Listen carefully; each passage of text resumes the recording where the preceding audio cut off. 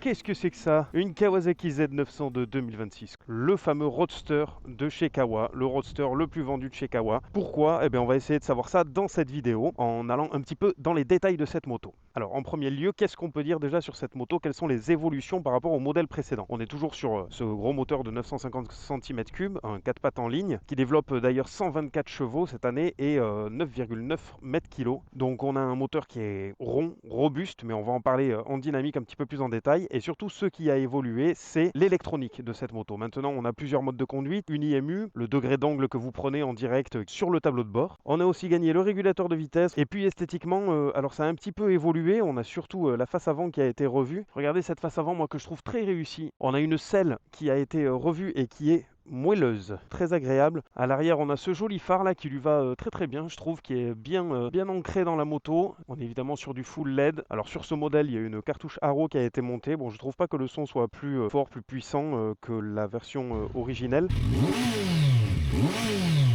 En amortissement, on a ce mono-amortisseur à l'arrière horizontal qui est réglable. Et c'est la même chose pour la fourche inversée à l'avant de 41 mm qui est réglable en compression, précharge et détente. Niveau freinage, on est sur du Nissin. Ça marche très bien, on va le voir en dynamique aussi.